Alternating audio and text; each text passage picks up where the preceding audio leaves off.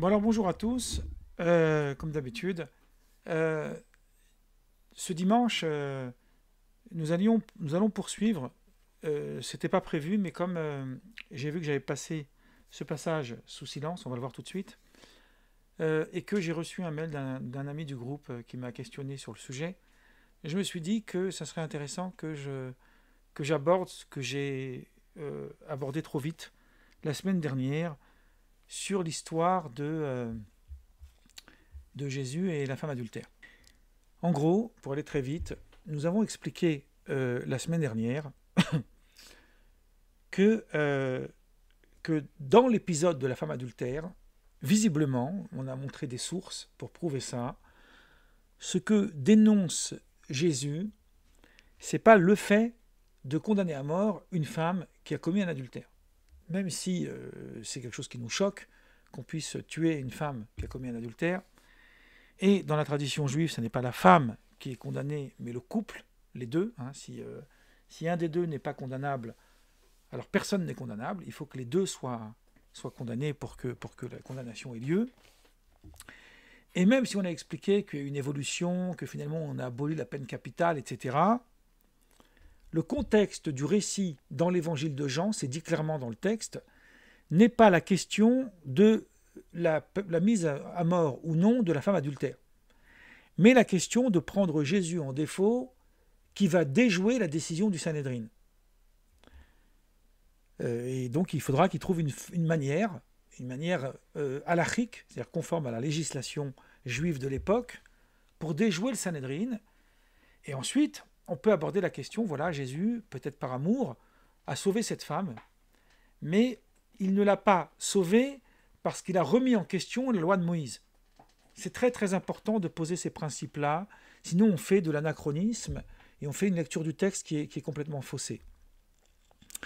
Donc on a expliqué la semaine dernière, je résume très vite parce que sinon on n'aura pas le temps pour aborder ce qui va être abordé cette semaine, que le problème halachique, en fait, le problème de la loi, de la législation qui se pose, il est d'abord double. On a montré que Jésus dénonçait les dérives de l'application de la peine de mort du Sanhédrin, qui appliquait cette peine, même si toutes les conditions pour l'appliquer n'étaient pas réunies. Ça, on l'a démontré. On passe ça. Le deuxième élément qu'on a démontré, c'est que le jugement terrestre prend le pas sur le jugement céleste, sur le jugement de Dieu. Autrement dit, et ça c'est une chose qu'on avait expliqué longuement dans une causerie sur la peine de mort à propos de Badinter, on peut la trouver dans ma chaîne YouTube. Je fais mention de cela surtout pour ceux qui ne viennent pas à nos causeries, mais je sais qu'il y a pas mal de gens qui m'écoutent après, enfin qui regardent les vidéos, parce que je reçois des mails, des messages. Et donc c'est intéressant que quand j'ajoute ça, ils disent, bon ben voilà, on peut aller voir, comme Badinter est mort récemment, j'avais fait une causerie sur la peine de mort, et dans cette causerie, j'avais expliqué les raisons pour lesquelles on avait aboli la peine de mort, etc. Bon. Et ce que moi j'avais expliqué, c'est que le principe de la peine de mort est en réalité, même si ça peut choquer ce que je dis, un principe d'ordre théologique. Pourquoi ? Parce qu'en condamnant quelqu'un qui a commis un crime à la mort, on lui permet le salut divin. Il y a deux conditions qui font que l'homme puisse être lavé de ses fautes lors du jugement de Dieu. Si tant est de dire qu'il y a un jugement de Dieu. Je ne suis pas dans le contexte de la croyance. Vous savez, moi ce qui m'intéresse, c'est la connaissance. Quelles sont les deux conditions ? La première condition, c'est d'abord le repentir. La tchouva, elle est absolument fondamentale. Et deuxième chose, c'est que s'il y a une condamnation terrestre, alors il y a une phrase talmudique dans le Talmud qui dit, je vais la dire en hébreu et la traduire, Kesheyesh din lemata en din lemala. Lorsqu'il y a jugement terrestre, il n'y a pas jugement céleste.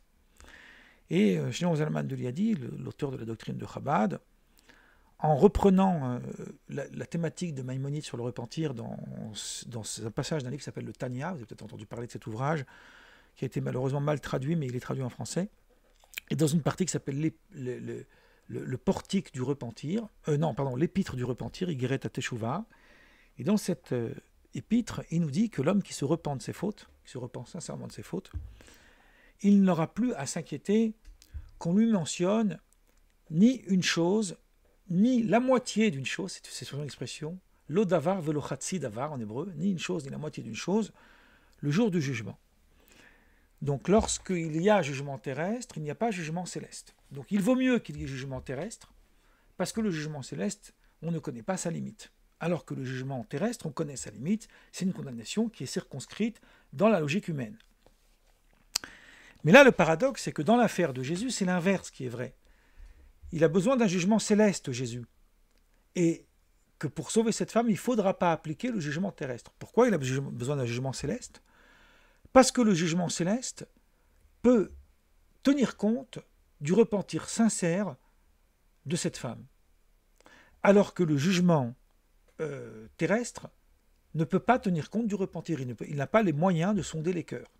Alors, bien évidemment, il y a des cas, peut-être qu'on abordera une causerie, puisqu'en ce moment j'aime bien parler de la conception de la justice juive, on abordera une causerie sur la manière dont le tribunal terrestre peut accepter le repentir d'une personne. Bon. Il y a déjà un principe fondamental dans la législation juive.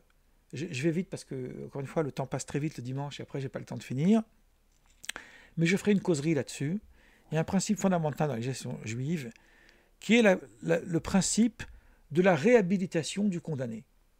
Alors là, on parle d'un cas, évidemment, où il n'est pas condamné à mort. S'il est condamné à mort, il n'y a pas de réhabilitation, sauf à titre posthume. La réhabilitation du condamné, qu'est-ce que ça veut dire? Ça veut dire, comme dit le Talmud dans le traité Makot, je crois que c'est 13b, il me semble, si mes souvenirs sont exacts, ou peut-être un peu avant.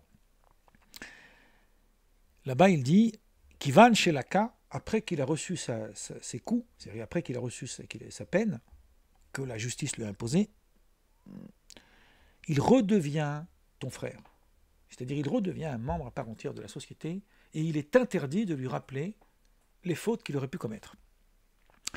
Donc dans le cas de la réhabilitation d'un condamné, le repentir, il a son importance, puisque la peine, elle a déjà eu lieu, il reste maintenant la réhabilitation. Donc la réhabilitation s'accompagne d'un repentir, d'un mea culpa, et d'une prise de conscience de sa faute. Donc le repentir, il a son importance dans ce contexte-là. Et aussi dans d'autres contextes qu'on expliquera une autre fois. Ce qui est intéressant maintenant de comprendre, c'est que, évidemment, lorsqu'il y a repentir sincère, aux yeux de Dieu, donc même s'il n'y a pas eu de jugement terrestre, il n'y a pas non plus de jugement céleste.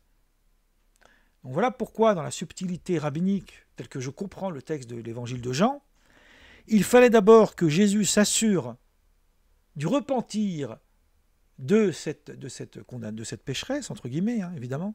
Je ne suis pas là pour juger ces choses-là. Pour que sa stratégie, en fin de compte, de la défaire des chaînes du jugement terrestre fonctionne, parce que sinon, après, c'est plus grave. Donc, que va faire Jésus? Il va dire que celui qui n'a pas fauté lui jette la première pierre. Et moi, j'ai expliqué la semaine dernière que fauter, ça veut dire à l'interne même de la procédure de cette condamnation, et pas fauter d'une façon générale, d'une façon globale. On peut aussi avoir cette lecture-là, mais c'est une lecture qu'on pourrait dire d'un point de vue juif, midrashique, c'est-à-dire qui s'ajoute à la première lecture du texte, au sens pshat, au sens cohérent. Et là, comme chacun va voir qu'il a quelque chose à se reprocher, donc ils vont partir un par un, jusqu'à ce que Jésus va rester seul avec elle. Donc en faisant que les hommes s'en aillent, en faisant partir le tribunal, les membres du tribunal, il délie cette femme des chaînes du jugement terrestre. Donc il lui reste le jugement céleste. Mais pour que le jugement céleste ait lieu, il faut que personne ne la condamne sur terre. Donc c'est pour ça que Jésus dit, est-ce que tu vois ici quelqu'un qui te condamne? Et elle lui dit non. Alors il lui dit, moi non plus je ne te condamne pas, donc personne ne la condamne sur terre, va et ne pêche plus. Maintenant la question qui m'a été posée, d'ailleurs voilà, je fais un petit clin d'œil à celui qui me l'a posée, c'est de savoir, mais d'où savons-nous qu'elle s'est repentie, cette femme? Alors évidemment, le texte aurait pu le dire, aurait pu l'ajouter clairement. Mais ça tombe sous le sens d'un point de vue du contexte du récit à la manière dont je vous le raconte. Mais moi, je vais ajouter un élément que je voulais dire la semaine dernière, mais que je n'ai pas pu malheureusement, parce que voilà, faute de temps, qui est dans la suite du texte. Rappelez-vous, dans ce contexte du récit, Jésus s'adresse en fait aux pharisiens. C'est-à-dire ce que les évangiles appellent les pharisiens pour aller vite. Mais en fin de compte, c'est les membres des rabbins, des sages d'Israël de l'époque. Ce n'est pas vrai que Jésus s'en prenait à tous les pharisiens. Dans la discussion qu'il a par exemple avec le pharisien où il lui demande quel est le plus grand de tous les commandements, c'est une discussion apaisée. Lorsque Jésus lui dit « Et toi, qu'est-ce que tu dis ?» Et donc il lui dit des choses et Jésus est tout à fait d'accord. « Tu aimeras l'Éternel ton Dieu. » Après il ajoute « Tu aimeras ton prochain comme toi-même. » Il lui dit « Fais ça et tu n'auras plus de... Tu n'auras pas de... tu seras dans le droit chemin, on va dire entre guillemets. » Cette discussion n'est pas une discussion polémique. Et dans d'autres endroits encore. Mais il y avait des frictions entre les rabbins entre eux, on le sait dans le Talmud, la Mishnah, c'est en pagaille, parce qu'il y avait un droit, une liberté totale d'affirmer son opinion, y compris contre l'autre. Je ferme cette parenthèse qui n'est pas tout à fait importante dans mon contexte à moi. Cette discussion, elle est avec les pharisiens. Donc, au départ, les pharisiens, ils veulent essayer de dérouter Jésus. Donc, ils vont le dérouter en faisant quoi? En disant, voilà, cette femme, elle a été prise en flagrant délit d'adultère, donc elle est condamnée. Même si cette question de flagrant délit nécessite examen, qu'est-ce que ça veut dire exactement? Ça, même dans mon livre sur Jésus, j'en ai pas parlé, mais ça nécessiterait une étude entière. Mais admettons que ça soit exactement comme ça. Donc Jésus dénonce d'abord la procédure, mais pour pouvoir sauver cette femme, il faut qu'il trouve une méthode qui va être conforme à la logique juive. Donc ce qu'il va faire, c'est qu'il va, comme j'ai expliqué avant, il va délier le jugement terrestre. Mais à ce moment-là, on peut imaginer qu'ils sont revenus ou qu'il les a revus après. Et voilà ce qu'il va dire. Donc c'est à partir de chapitre 8 de l'évangile de Jean, à partir du verset 12. Il va dire, Jésus leur parla de nouveau et dit, « Je suis la lumière du monde. Celui qui me suit ne marchera pas dans les ténèbres, mais il aura la lumière de la vie. » On peut ici faire une allusion que c'est par la croyance de cette femme en la capacité de Jésus de l'aider dans la voie du repentir qu'elle a été finalement sauvée. Donc là-dessus, les pharisiens lui dirent, « Tu rends témoignage de toi-même, ton témoignage n'est pas vrai. » Alors, le mot témoignage ici est absolument fondamental. Moi, ça m'a fait tilt, et c'est ça qu'on va aborder, la question du témoignage. Alors déjà, tu rends témoignage de toi-même, renvoie à une logique aussi rabbinique, et qui est conforme au droit de toutes les législations du monde. On ne peut pas être témoin et partie. Le témoin, il doit être en dehors du contexte. Moi, je ne peux pas témoigner, je peux faire un aveu, évidemment, mais je ne peux pas témoigner que je n'ai pas commis telle infraction. Parce que mon témoignage ne vaut rien. Donc il faut le prouver. Il faut prouver que je n'ai pas commis une infraction. Et là, Jésus témoigne sur lui-même. Il témoigne sur lui-même qu'il est la lumière du monde.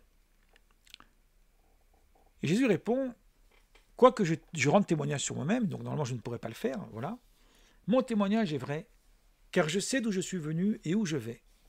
Mais vous ne savez d'où je viens, ni où je vais. Vous jugez selon la chair, moi je ne juge personne. Donc eux, ils se sont permis de juger cette femme, alors que justement là, il y avait un problème au niveau de la procédure, on pourrait dire. Mais Jésus n'a pas jugé cette femme. Il a pris directement le parti du repentir. Alors, ce n'est pas écrit dans le texte, mais vous allez voir que c'est lié à la question du témoignage. Et si je juge, mon jugement est vrai, car je ne suis pas seul, mais le Père qui m'a envoyé est avec moi. C'est comme si que Dieu était caution du témoignage de Jésus. Il est écrit dans la loi que le témoignage de 2 hommes est vrai, 2 ou 3 hommes, ailleurs dans l'évangile de Matthieu, on parle de 2 ou 3 hommes dans un autre texte, à propos d'un autre contexte, mais c'est 2 minimum. Je rends témoignage de moi-même et le Père qui m'a envoyé rend témoignage de moi. Donc c'est 2. Alors, donc ce que veut dire Jésus ici, c'est ce que j'explique dans mon livre sur Jésus, c'est que il y a ici une ambiguïté, si vous voulez, il y a ici presque une mise en concurrence entre le jugement des hommes, qui rendent jugement parce qu'ils doivent rendre justice, c'est leur mission, et le jugement de Dieu qui inclut aussi le jugement de Jésus, qui lui ne porte pas jugement, mais témoigne de la rédemption. C'est un témoignage de la rédemption. Voilà la manière dont il faut le comprendre. Et cette idée que le repentir est un témoignage de la rédemption est complètement conforme à la logique rabbinique.